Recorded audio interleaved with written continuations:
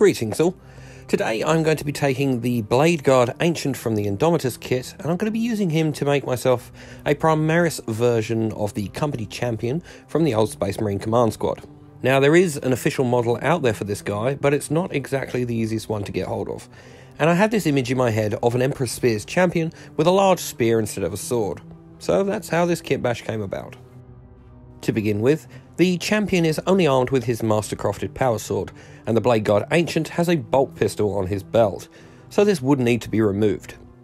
I began by trying to cut it off with my knife, but I did end up mostly using my clippers to snip the holster off, managing to keep it in pretty much usable condition for something else later on. With the holster removed, I'd take my knife and scrape around the area a little bit to try and blend the cut into the cloth of his robe thing, although I am going to hide this later on with this little set of pouches here.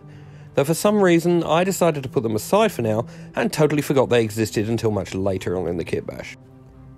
Now, the front of the torso here has a hole through it where the arm for the Ancient would attach, and honestly, I do like this little shield thing for the finished model. The arm, however, I do not want to keep, so, using my clippers again, I can carefully trim this shield off, cleaning up the cut area with my knife. Before attaching the body together, I wanted to sort out his weapon. I have a spear here from the Age of Sigmar Doomfire Warlocks kit. I believe it's actually from a Dark Elven cavalry option for the same kit, but that spear I feel is quite nice and vicious looking, and perfect for decapitating some heretics. So I'm going to snip it off with my clippers just below the spikes on the shaft area, and using my knife I'm going to clean up the area and make a small indent right in the middle for pinning later on. With that, I'm going to take the banner top off just above the hand, as this will give me a nice big wide area for me to pin and leaves the banner with a decent amount of pole on it for use later on in something else. This would also be cleaned up with my knife, and I made that nice little indent again for pinning. With both of the pieces cut and tested to make sure they'll fit, I could use my hobby drill to make a small 1mm hole in either component a few millimeters deep. Into these would be inserted a piece of paperclip wire trimmed to form a nice pin to hold these parts together well. These are super glued into place, as plastic glue doesn't tend to bond to paperclips very well. With that weapon pinned together, the body can now be glued together without having to worry too much about breaking something changing that banner over, and the little shield I glued into place on his chest, filling up that hole. Now onto his left arm. I had in mind this pointing one from the heavy Intercessor kit, to give him a kind of a cocky pose as if he's singling out his next challenger on the battlefield. This would mean, however, that one of his arms is going to be a little bit chunkier than the other. However, if one looks through history, there are several examples of fighters having either one shoulder plate bulkier than another, or even one arm armoured and the other one bare. So, I figure, as he's using a two-handed melee weapon, he's probably going to be standing side on to fight, and would naturally want the side that's facing his opponent to be much better armoured. This is accentuated by the lack of a shoulder pad on the right arm. With my excuses made for using this pointy hand, I could attach this arm with some plastic glue. For the shoulder pad, the only ones I have available are from the Space Wolves upgrade sprue, and as Emperor spears tend to have a spear and not a wolf head on them, I would be taking my knife to it. And with some cutting and scraping, I can flatten it out to look more like a normal plain shoulder pad. Also, to lean into the previously stated idea for his chunky arm, I figured that I would add some battle damage to represent him using it to block incoming attacks. So, taking my knife, I could score some cuts into the shoulder and its trim, and then using my drill, I could also make some small bullet holes. I then ran a little plastic glue over these areas I had just cut, just to soften them up a little before attaching the shoulder to the model.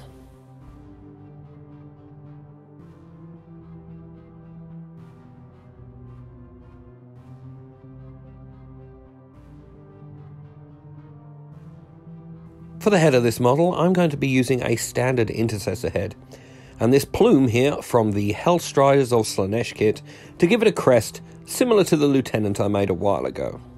With my clippers, I can trim down the base of the plume so that it can fit onto the top of the helm, using my knife to make some smaller trims for a better fit. I also at this point took off the dangly bit of the plume from the back end, as it would get in the way of the Marine's armour, a problem that the Hellstriders of Slaanesh probably didn't have. Adding some glue to the bottom of this plume, it can be put in place on the helmet and held for a few seconds to allow it to properly bond. As this is a little bit pokey-uppy from the helmet, it's a good idea to make sure that it's got a nice, good, strong bond, otherwise it may end up coming off with use. And with a little more glue added, the head can be glued into the body in an appropriate pose. At this point, I wanted to move on to his backpack. Using the one from the Ancient, it is a tiny bit fancier than your average Intercessor, but I wanted to take it a little further by adding a trophy rack, or in this case, a trophy spike. The trophies in question will be this Chaos Space Marine head and an Orc skull from the Citadel Skulls kit.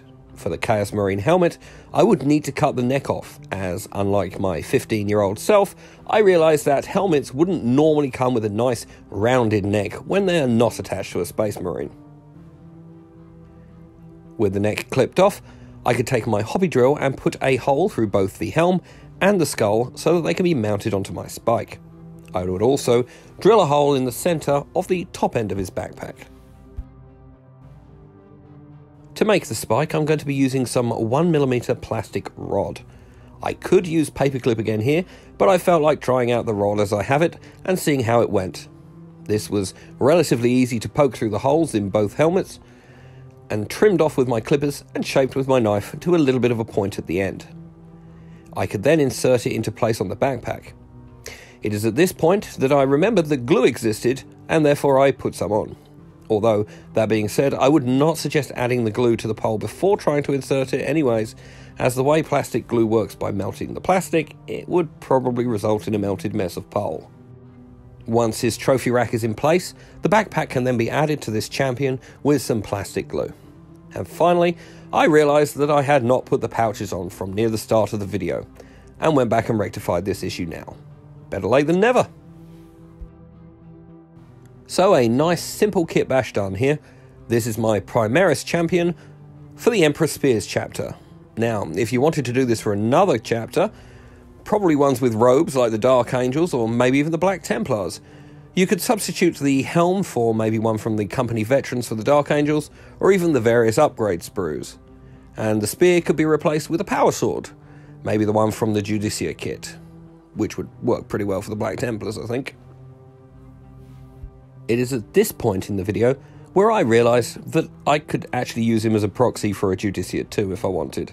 Adding an hourglass to his belt wouldn't be too difficult. I guess some kit bashes just never get fully finished.